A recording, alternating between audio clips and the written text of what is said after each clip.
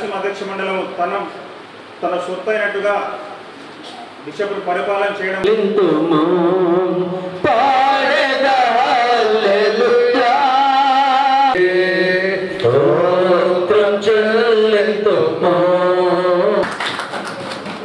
ప్రార్థనతో ప్రారంభించవలసిందిగా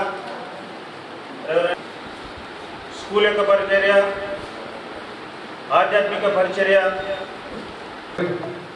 మా పితరులు మిషనరీస్ మాకు స్వాస్థ్యంగా అందించినటువంటి స్తోత్రం చెల్లించమని కీర్తనందరికీ మళ్ళీ ఒక 2 వర్షాలు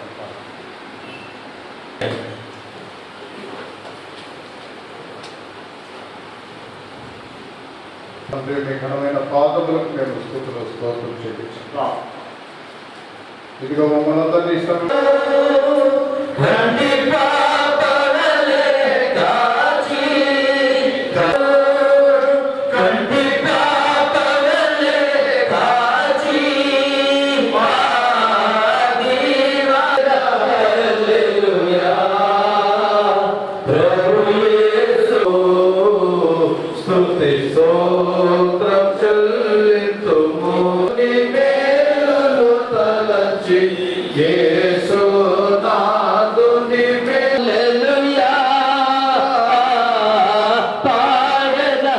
కానీ మనకు కుదరదు. కాబట్టి ఈ విషయాలు అడ్రస్ చేయాలంటే ఎంతో ఒక విధంగా మనం ఇబ్బంది పెట్టాలని చాలా సైలెంట్గా గమనించుకుంటూ ఏం ఎన్నట్టు ముందుకు పోతా ఉన్నారు. అయితే వాటిని ఓకే అండి, నా పేరు డానియల్ ప్రదీప్ అండి. నేను సిఎస్ఐ డయాసిస్లో ఒక మెంబర్ని. మరి ఈరోజు ఇక్కడ అందరు పాస్టర్స్ మరి సిఎస్ఐ మెంబర్స్ ఎందుకు ఈ మీటింగ్ పెట్టినారంటే ముఖ్య ఉద్దేశము 12వ తేదీ ఐజక్ వరప్రసాద్ అనే ఒక వ్యక్తి బిషప్ అని క్లెయిమ్ చేస్తున్నాడు. ఆయన బిషప్ అని ఆయన సొంత ఊహించుకొని క్లెయిమ్ చేస్తున్నాడు. ఆ వ్యక్తి చెప్పిన మాటలకి ఎంత దాంట్లో అబద్ధం ఉంది అని మేము ఇక్కడ చర్చకు వచ్చినాం. అలాగే మీడియా మిత్రులు ఇక్కడికి వచ్చినందుకు చాలా కృతజ్ఞతలు. మరి మనం ముఖ్యంగా చూస్తే ఆయన చాలామంది ఆఫీసర్స్ని మెయింటైన్ చేయడానికి చాలా ప్రయత్నం చేసి కొన్ని ఆస్తులు లీజ్ గీయడానికి, కొన్ని ఆస్తులు సేల్ చేయడానికి ట్రై చేస్తున్నారు. అదృష్టం కొద్దీ మనకి లాస్ట్ టైం ఉన్న సిద్ధార్థ్ గారు ఎస్పీ గారు, మరి మన కలెక్టర్ గారు లాస్ట్ టైం విజయరామరాజు గారు ఎంతో దీనిపైన ఇంట్రెస్ట్ తీసుకొని, మరి ప్రవీణ్ చంద్ కమిషనర్ గారు చాలా దీనిపైన ఇంట్రెస్ట్ తీసుకొని చర్చ్ ప్రాపర్టీస్ని కాపాడడం అనేది జరిగింది. మరి గవర్నమెంట్ మారింది. ఈ గవర్నమెంట్ కూడా చంద్రబాబు నాయుడు గారు కానీ లేకుంటే పవన్ కళ్యాణ్ గారు కానీ మాకు ఖచ్చితంగా చర్చ్ ఇష్యూస్లో న్యాయం చేస్తారని మేము నమ్ముతున్నాము. ఇది ఎంత సీరియస్ ఇష్యూ అంటే ఒక 80 కోట్లకో 90 కోట్లకో లల్లూ ప్రసాద్ యాదవ్ని జైల్లో వేయడం మనం చూసినాం. అలాగే ఢిల్లీ చీఫ్ మినిస్టర్ గారిని వేయడం చూసినాం. ఇక్కడ కొన్ని 100 కోట్లతో కూడిన ఆస్తులు ఇక్కడ ఉన్నాయండి. దయచేసి గమనించండి. మనకిప్పుడు కడప డిస్ట్రిక్ట్కి సంబంధించిన ఎమ్మెల్యే గారు, కడప డిస్ట్రిక్ట్కి సంబంధించిన కలెక్టర్ గారు, మరి కడప డిస్ట్రిక్ట్కి సంబంధించిన ఎస్పీ గారు దయచేసి మీరు యాక్షన్ తీసుకోవాలా. ఎందుకంటే మేము ఎంతనో డిఎస్పీ గారి లెవెల్లో మరి సిఐ లెవెల్లో మేము ట్రై చేస్తుంటే మాకు న్యాయం జరగటం లేదు. జరగకపోగా ఉండే వాస్తవం మీకు చెప్పాలా. అక్కడ మమ్మల్ని చాలా ఇబ్బంది పెట్టి ఎంత డబ్బులు ఇచ్చి అంత డబ్బు ఇస్తే మేము అంత న్యాయం చేస్తామనే పరిస్థితికి వచ్చింది. కాబట్టి ఇది ఎస్పీ గారి దృష్టికి, కలెక్టర్ గారి దృష్టికి తీసుకుపోతున్నాం. కొత్త కమిషనర్ గారు మీకు కూడా తెలుసు, మీరు వచ్చిన మీకు ఒక అవగాహన.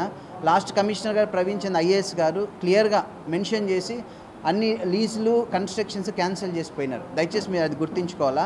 ఎటువంటి పొలిటికల్ ఇన్ఫ్లుయెన్స్ ఉన్నా కూడా అది కాంగ్రెస్ కానీ, వైసీపీ కానీ, టీడీపీ కానీ, బీజేపీ కానీ, మేము యాజ్ అ క్రిస్టియన్ కమ్యూనిటీ దానికి సహించము. అలాగే దయచేసి మీరు పొలిటికల్ పార్టీస్ ఇట్స్ రెస్పాన్సిబిలిటీ, మేము ఓట్లు వేసినాం, ముందుకు వచ్చి మాకు సాయం చేయండి.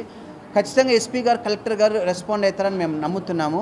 అలాగే దీనిపైన మనకి ప్రిన్సిపల్ సెక్రటరీ గారు ఉన్నారు, డీజీపీ గారు ఉన్నారు. ఇక్కడ న్యాయం జరగకపోతే ఖచ్చితంగా పోతాము. దానిపైన CM Chandrababu Naidu garu, deputy chief minister Pawan Kalyan garu ఉన్నారు. వీళ్ళ దగ్గరన్నా న్యాయం జరగడానికి మేము ఖచ్చితంగా పోరాడతాం. దానిపైన మనకి గవర్నర్ గారు కూడా ఉన్నారు. కాబట్టి ఏదో ఒక విధంగా మాకు న్యాయం జరిగేలాగా మేము ఖచ్చితంగా దీనిపైన పోరాటం చేస్తూ ఉంటాము.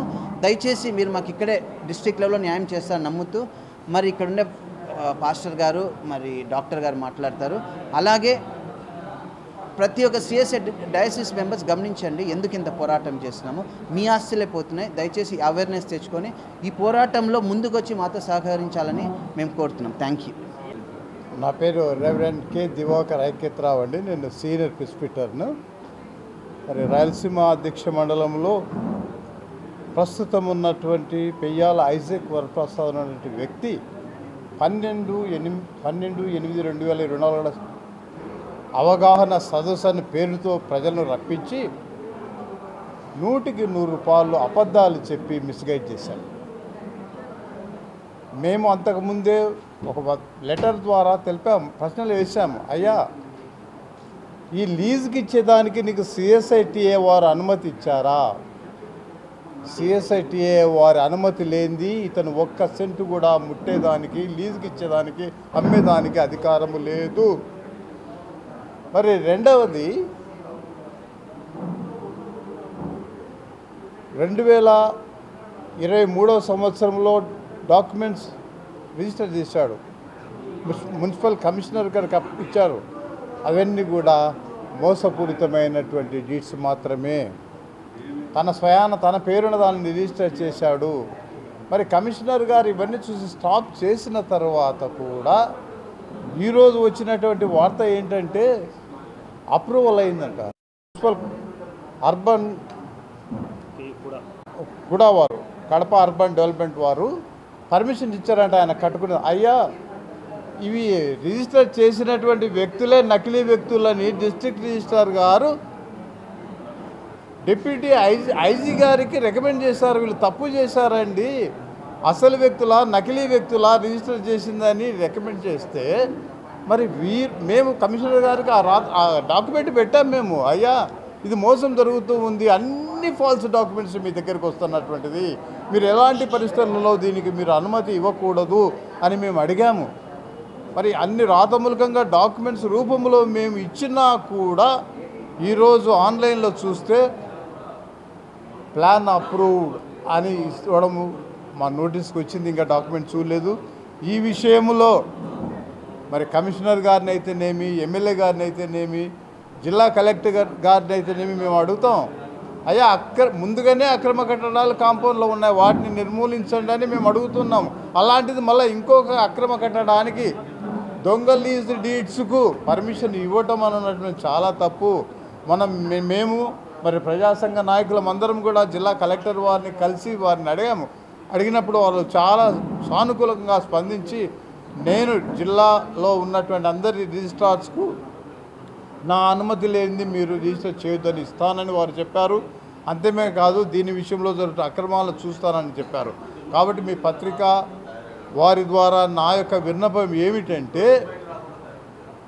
ఈ అక్రమ లీజుల మీద కట్టడాలు ఉన్నటువంటి జరగకుండా మీరు కూడా ప్రజలను చైతన్యవంతులుగా చేయాలని, ఈ యొక్క అక్రమ కట్టడాల ద్వారా స్వాస్థ్యముగా దక్షిణ ఇండియా సంఘ సభ్యులకు, స్థానిక ప్రజలకు, అది సిఎస్ఐ స్కూల్ అండి, అది not for only church, faith matter కాదు, it's matter related to the church and the institutions, education institutions, medical institutions. ఆ ప్రాపర్టీస్లో పెయ్యాల ఐజాక్ వరప్రసాద్ అన్నటువంటి అతను కేవలము స్వార్థపూర్వకముగా తన ధనార్జపేషణతో తను డబ్బు సంపాదించాలి, ఏ విధంగా అయినా సరే నాకు రోప్స్ ఉన్నాయని నువ్వు మోసం చేస్తే అది తప్పు. దేవుడు నిన్ను అందుకోసం ఏర్పాటు చేయలేదు. నువ్వు కాపాడవలసినటువంటి బాధ్యత కంచే చేను వేసిందన్న సామెత ప్రకారం నువ్వు ఇది చేస్తున్నావు. కాబట్టి మేము ఖండిస్తున్నాము. త్వరలో నువ్వు ఈ యొక్క అక్రమ పనులను మానుకోవాలని పత్రిక ద్వారా నేను మీకు మనవి చేస్తున్నాను.